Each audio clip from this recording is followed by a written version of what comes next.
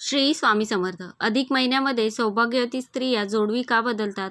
ही जोडवी बदलत असताना मोठी चूक आपल्याला करायची नाहीये आणि जोडवी कशा प्रकारची आपल्या पायाच्या बोटामध्ये असावी, त्याचबरोबर जावयाला वाण देत असताना 33 हा अंक का वापरतात? तर या उपायाविषयीची संपूर्ण माहिती जाणून घ्यायची असेल तर व्हिडिओ स्किप न करता संपूर्ण बघा आणि चॅनलवर पहिल्यांदा आला असाल तर सबस्क्राईब करा आणि बेल आयकॉनला प्रेस करा, म्हणजे जेव्हाही मी नवीन व्हिडिओ अपलोड करेन त्याचं नोटिफिकेशन सगळ्यात आधी तुम्हाला मिळेल. दर 3 वर्षांनी येणाऱ्या अधिक मासाला पुरुषोत्तम मास असंही म्हणतात. साक्षात भगवान महाविष्णूंनी या मासाची जबाबदारी घेतल्यामुळे त्यांच्या छत्रछायामध्ये यातील व्यवहार चालत असतो. त्यामुळेच या महिन्यामध्ये हाताने काम आणि मुखाने नाम घेतल्यामुळे अधिक मासामध्ये सत्कार्यात आर्थिक, मानसिक गुंतवणूक करावी. या अधिक मासामध्ये दानधर्माला विशेष महत्त्व आहे. पण हे दानधर्म करत असताना गरजूंना यथाशक्ती दानधर्म करावा. सामाजिक संस्थांमध्ये सेवा करावी आणि अशी सेवा देवाच्या पायाशी चटकन रुजू होते. आपलं मन जे आहे ते सतत भरकटत असतं. त्याला स्थिर ठेवण्यासाठी शक्य होईल तेवढं हरिनामाचं पठण करावं आणि आपली दैनंदिन कामं करत राहावीत. दर 3 वर्षांनी येणारा हा अधिक महिना आपल्याला बोनस मिळालेला आहे. त्याचा वापर काटेकोरपणे केला पाहिजे, तरच या अधिक महिन्याची बचत होऊन भविष्यात त्याचे व्याज मिळवता येईल. आणि म्हणूनच लग्नकार्य, मुंज, साखरपुडा किंवा अन्य कोणतेही मंगलकार्य या अधिक मासामध्ये करू नये. फार तर या समारंभाचे मुहूर्त या महिन्यामध्ये तुम्हाला निश्चित करता येतील. पण त्याचबरोबर गृह खरेदी, वास्तू खरेदी, वाहन खरेदी आणि आर्थिक गुंतवणूक असलेल्या गोष्टी अधिक महिन्यामध्ये करू नये. नवीन ठिकाणी देवदर्शनाला न जाता आपल्या नेहमीच्या मंदिरातील देवांची किंवा देवाऱ्यातील देवांची यथासांग पूजा करावी. अधिक मासामध्ये जावयाला विशेष महत्त्व आहे. अधिक मास हा पुरुषोत्तम मास म्हणून ओळखला जातो. पुरुषोत्तम म्हणजे नारायण. विवाह प्रथेनुसार जावयाला नारायण असे संबोधले जाते. त्यामुळे विवाह संस्कार होतात. त्यामुळे मुलीच्या आईवडिलांसाठी जावई हा नारायण असतो आणि नारायणाच्या स्वरूपात आपल्या जावयाला 33 या आकड्याने वाण म्हणून देण्याची पद्धत आहे. अधिक मासामध्ये 33 आकड्यांचं महत्त्व काय आहे? तर वशिष्ठ सिद्धांतप्रमाणे अधिक महिना हा 32 महिने 16 दिवस आणि 8 तासानंतर, म्हणजे साधारण 33 महिन्यानंतर येतो. या 33 महिन्यासाठी म्हणूनच 33 वस्तूंचे दान केले जाते आणि याचा उल्लेख अनेकदा 30+3 असा केला जातो, कारण हा महिना 30 दिवसांचाच असतो.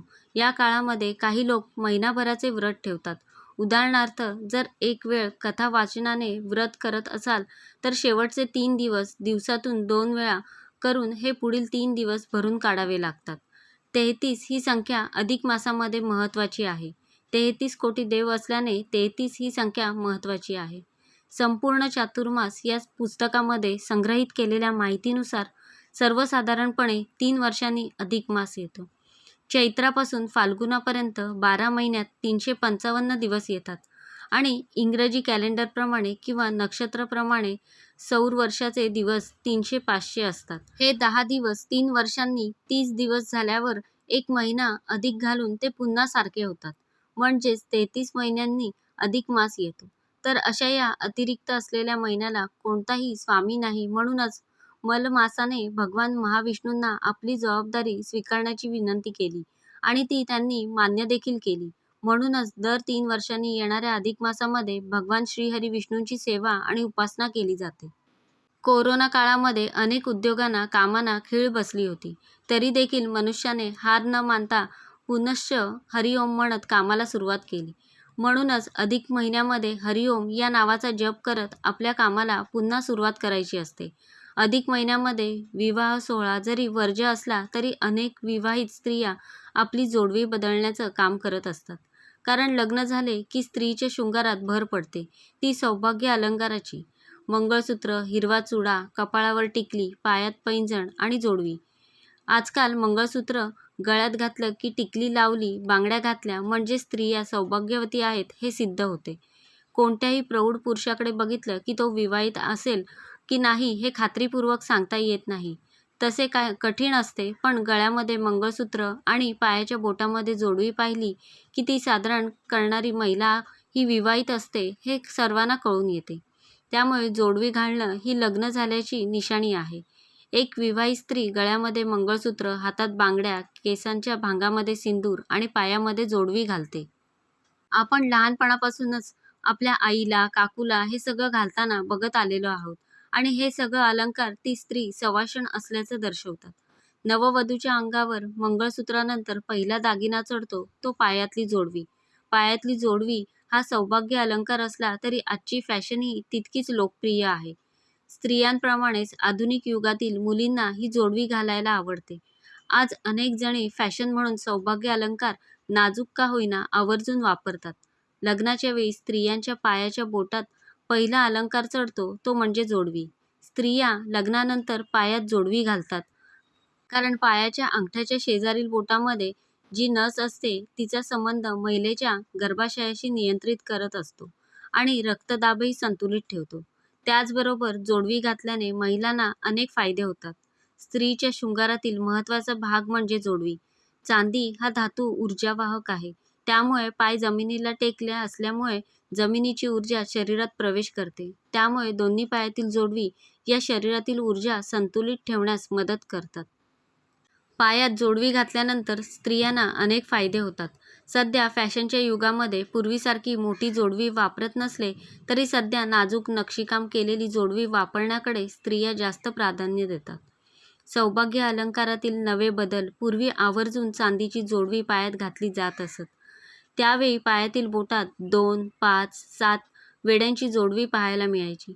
मात्र आता यातील मेटलची जोडवी बाजारात अगदी ट्रेंडिंगमध्ये फेरीवाल्यांकडून सहज मिळत आहे. काही नोकरदार महिलांनी तर गुजराती महिलांच्या नक्षीकाम जोडव्यांना पसंती देत असल्याचे चित्र पाहायला मिळतं.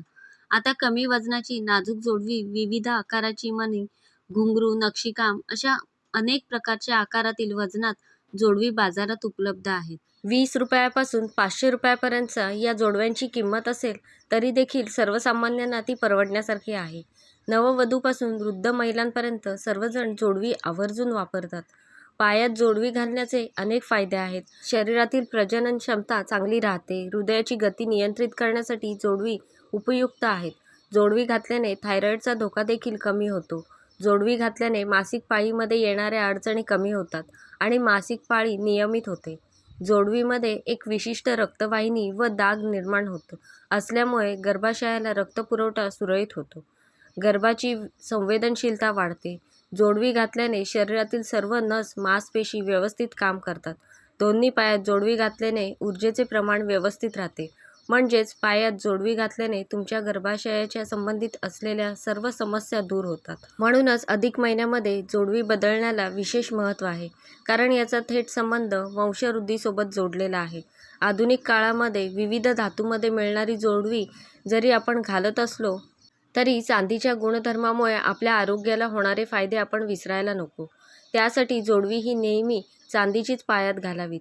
जोडवी या अलंकाराचा आपल्या आरोग्याशी थेट संबंध आहे. त्याचबरोबर जोडवी हा अलंकार नवरा बायको यांना जोडणारा अलंकार म्हणून सुद्धा ओळखला जातो. अधिक महिन्यामध्ये सौभाग्यवती स्त्रिया आपली जोडवी बदलतात, ती वाढवून घेतात. लग्नाच्या बऱ्याच वर्षानंतर पती-पत्नीमध्ये मतभेद व्हायला लागतात. किरकोळ कारणांवरून त्यांच्यामध्ये गैरसमज निर्माण होतात आणि नात्यामध्ये दुरावा निर्माण होतो. नवीन लग्न झाल्यानंतर असणारा गोडवा कालांतराने कमी व्हायला लागतो. कौटुंबिक जबाबदाऱ्या अंगाखांद्यावर पडल्यामुळे ती जबाबदारी आपण पेलता पेलता आपल्यामध्ये मतभेद व्हायला लागतात. गैरसमज निर्माण होतात आणि म्हणावा तसा गोडवा राहत नाही. दुरावा निर्माण होतो आणि अधिक महिना जो आहे तर दर 3 वर्षांनी येतो आणि हा महिना जो आहे तो 12 महिन्यामध्ये 1 महिना अधिक असतो. म्हणजेच आपल्या आयुष्यामध्ये जसा 1 महिन्याची भर पडते तशीच तुमच्या प्रेमामध्ये, तुमच्या दोघांमध्ये, नात्यांमध्ये वाढ व्हावी यासाठीच अधिक महिन्यामध्ये अनेक सौभाग्यवती स्त्रिया त्यांची जोडवी बदलतात, ती जोडवी वाढवून घेतात. पूर्वीच्या काळामध्ये 2च्या संख्येने जोडवी पायामध्ये घातली जायची. जसं मी तुम्हाला सांगितलं, जोडवी हा दोन्ही नवरा बायकोंना जोडणारा अलंकार. त्यामुळे एका बोटामध्ये 2 जोडवी घातल्यामुळे नवरा बायको जवळजवळ आहेत अशी भावना त्यामागे असायची. पण आता कालांतराने ती प्रथा मागे पडली आणि आता जोडवी जी आहे ती अनेक डिझाईनमध्ये वेगवेगळ्या आकारामध्ये मिळू लागली. पूर्वीपासून चालत आलेल्या सौभाग्य अलंकाराच्या बाबतीतल्या प्रथा, परंपरा ज्या आहेत त्या नवरा बायकोमध्ये असलेल्या नात्याशी संबंधित असाव्या. कारण चांदीचा थेट संबंध चंद्राशी आहे आणि चंद्राचा प्रभाव आपल्या नवरा बायकोच्या नात्यावरती पडत असतो. म्हणूनच 2च्या संख्येमध्ये जोडवी घालण्यासाठी पूर्वीपासून चालत आलेली ही प्रथा आहे. पण आत्ताच्या आधुनिक काळामध्ये 2-2 जोडवी पायात घालून कम्फर्टेबल वाटत नसावं म्हणून विविध आकारातील डिझाईनमधील जोडवी जरी पायात घातली तरी चालतील, कारण तो एक सौभाग्य अलंकार आहे. पण जर शक्य असेल तर पूर्वीपासून चालत आलेली प्रथा ज्यामध्ये 2-2 जोडवी एकेका बोटामध्ये घालावेत, ती प्रथा जर तुम्ही पाळली तर नवरा बायकोच्या नात्यामध्ये सामंजस्य येण्यासाठी नक्कीच मदत होईल. अधिक महिना 3 वर्षातून एकदाच येतो. या अधिक महिन्यामध्ये जावयाला वाण देतातच, पण अजून एक गोष्ट सर्रास केली जाते ती म्हणजे सोनाराकडे जाऊन आपल्या लेकीची जोडवी बदलणं. कारण आपल्या लेकीच्या आणि जावयाच्या नात्यामध्ये अधिक पटीने प्रेम वाढतं, हा त्यामागचा उद्देश आहे. पण जोडवी वापरताना फक्त चांदीची जोडवी वापरावीत. कारण कुंकू भांगामध्ये लावतात, अंगठी अनामिकेमध्ये घालतात, मंगळसूत्र सोन्याचंच असतं आणि जोडवी ही चांदीचीच असतात. कारण चांदीमधून सकारात्मक ऊर्जा वाहते आणि हा ऊर्जेचा वाहक असलेला धातू पृथ्वीवरील ऊर्जा आपल्या शरीरात सहज वाहून आणतो आणि शरीर उत्साही राहतं, म्हणून जोडवी चांदीची असावीत. आणि त्याचबरोबर चांदी हा असा धातू आहे की तो कोणालाही परवडतो आणि सहजरित्या कोणीही चांदीचे जोडवी खरेदी करू शकतात. पण बरेच जण सोन्याची जोडवी घालताना सुद्धा दिसतात. पण सोन्याची किंवा इतर कोणत्याच धातूची जोडवी महिलांनी घालू नयेत. खरं तर सोन्याला लक्ष्मीदेवीचं स्वरूप मानले जाते, त्यामुळे कधीही कमरेच्या खालच्या भागामध्ये सोन्याचे दागिने घातले जात नाहीत, कारण यामुळे देवी लक्ष्मीचा अपमान होत असतो. तर अशा प्रकारे मी तुम्हाला संपूर्ण माहिती देण्याचा प्रयत्न केला आहे. कसा वाटला तुम्हाला आजचा व्हिडिओ मला नक्की सांगा. आवडला असेल तर लाईक करा, जास्तीत जास्त लोकांपर्यंत शेअर करा आणि असेच छान छान व्हिडिओ पाहण्यासाठी आजच आपल्या स्वामी माझे गुरु या चॅनलला सबस्क्राईब करा. धन्यवाद.